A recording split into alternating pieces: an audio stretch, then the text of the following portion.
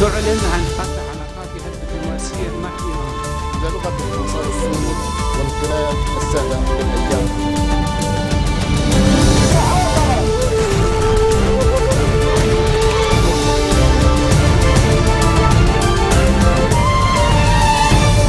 Good afternoon, you're watching the English newscast on Future Television. I'm Linda Tamim, and these are today's top stories.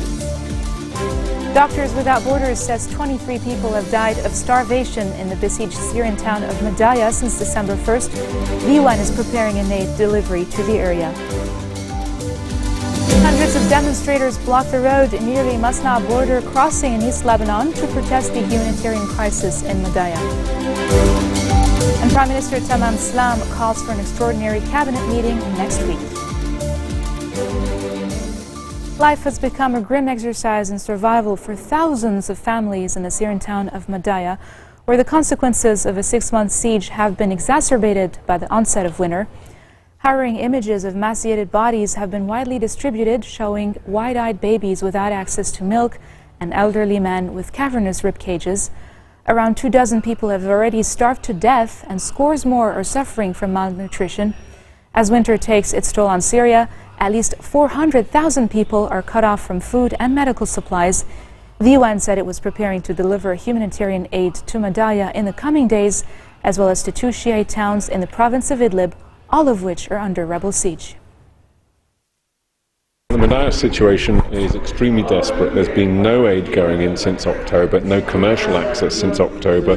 We've had malnutrition reported among children, severe malnutrition also being reported. So a convoy is being planned at the moment for the next few days. There are huge needs: food, medical care, other basic supplies. UNHCR's part in that will be to try and ensure that people are getting basic aid relief, including such simple items as diapers for children, other really basic aid care, but it's essential that gets in, it's urgent. At the moment we don't have a confirmed date to announce. We will be announcing at the moment that the aid is in and is successfully delivered to these areas. But bear in mind too here that Madaya is one of many besieged areas inside Syria. Around about 400,000 people are in besieged areas.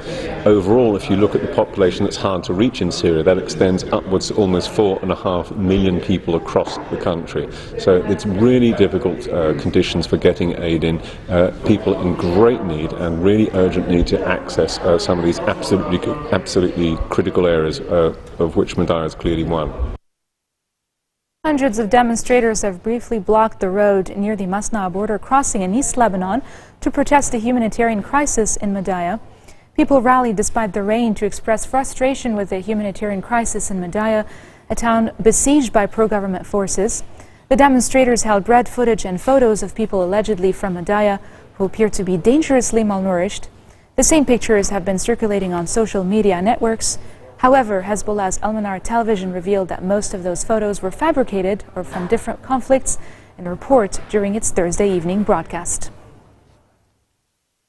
And for its part, the March 14 coalition has condemned the debilitating siege of Madaya. The group released a statement which said, quote, "Starving the Syrian town of Madaya with a siege tactic amounts to war crime and is considered a crime against humanity. Hence, it requires an immediate initiative by the international community to find ways to deliver humanitarian aid and relief to save the town's residents." The coalition, led by future movement leader Empisat Hariri, also urged the international community to take action against the Syrian regime and its allies, whom they blamed for the crimes. March 14 also reiterated its rejection of Hezbollah's role alongside Assad's forces in the war against the Syrian people.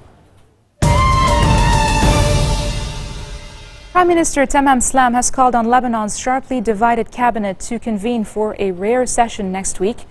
The cabinet will convene at 10 a.m. on Thursday with an agenda that includes 140 items.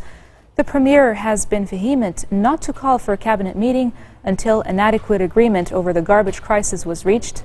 The government met in December to approve the controversial waste exportation plan aimed at ending the country's chronic trash crisis, which erupted in mid-July after a notorious landfill southeast of Beirut was closed. Other disputes over items such as the voting mechanism have been primary obstacles in the cabinet's decision to convene.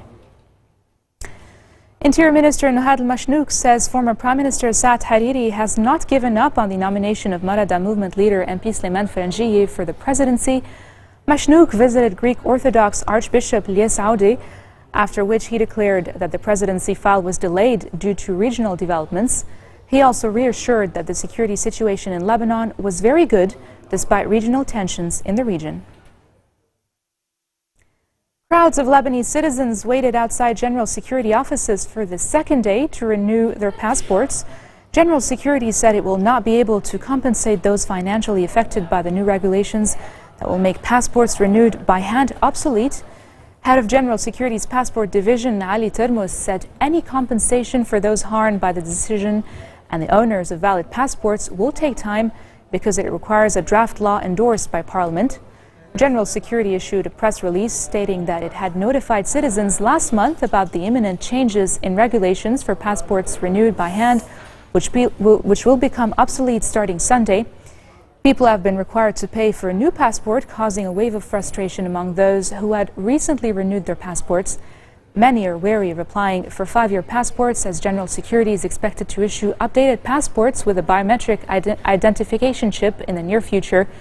Those will again render older ones invalid. And coming up next, a major bushfire in Australia destroys nearly 100 homes. Stay tuned.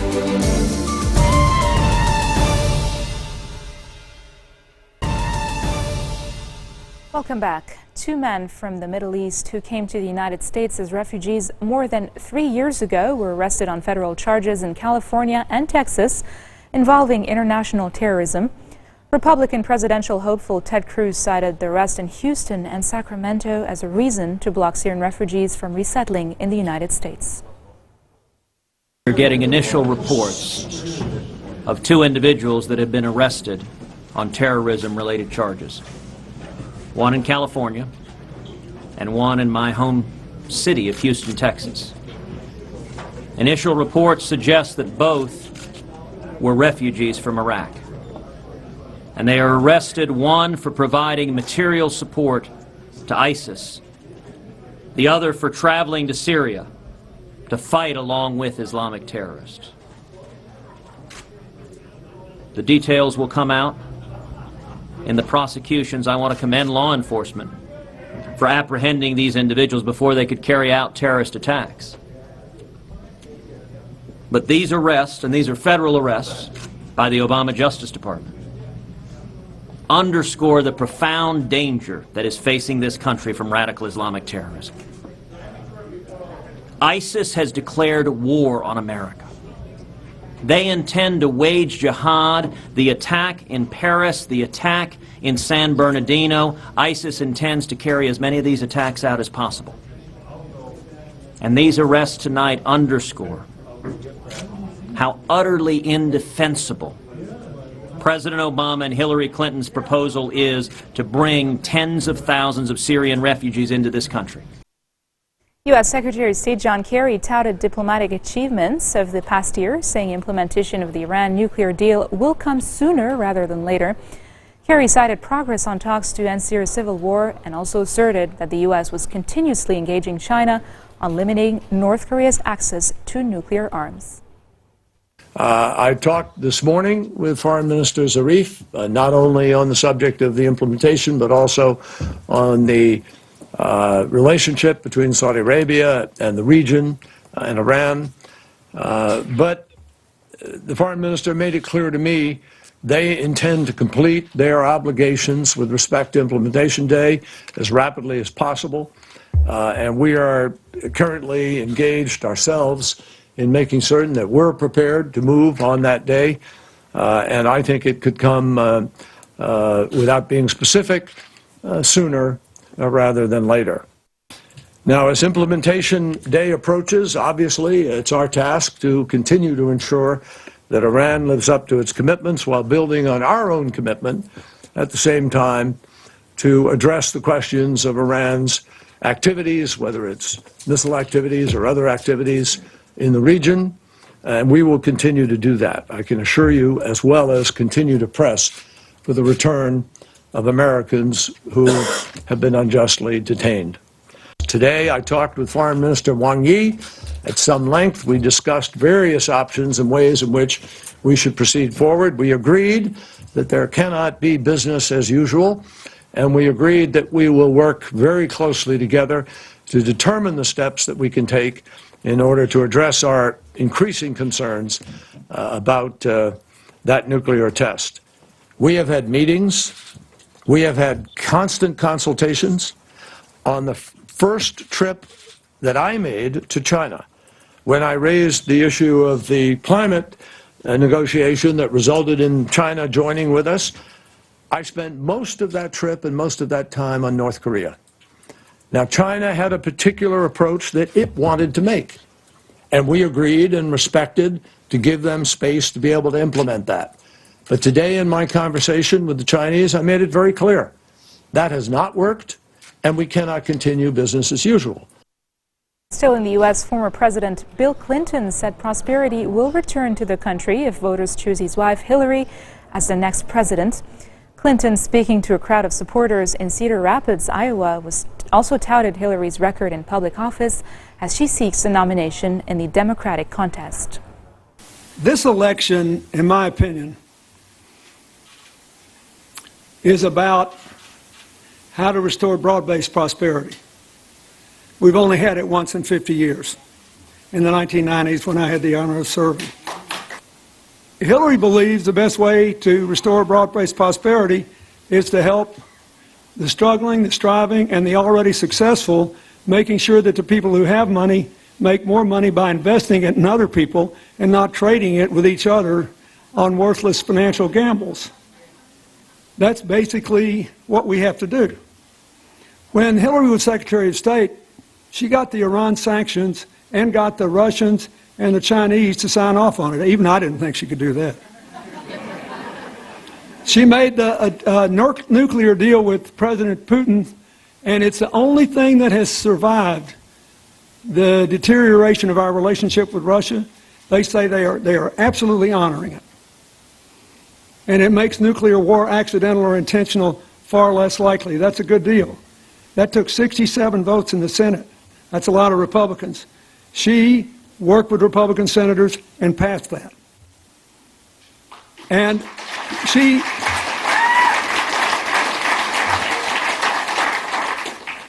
did a lot of other things like that, and that's one reason the approval rating of the United States rose by 20% from the time she took office till she left.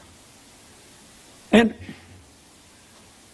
it also illustrates that she can find common ground, and then as we saw in that 11-hour Benghazi hearing, she can stand her ground pretty well. A major bushfire in Western Australia has destroyed nearly 100 homes and left 3 people unaccounted for. The fire struck Yarloop, a small rural town south of Perth, last night after it had already razed 53,000 hectares of land this week. The bushfire in Western Australia is the latest in a series of fires that have razed parts of the country amidst sustained hot and dry weather. This marks the end of our bulletin for today. Now for a quick recap of our top stories. Doctors Without Borders says 23 people have died of starvation in the besieged Syrian town of Madaya since December 1st. The UN is preparing an aid delivery to the area.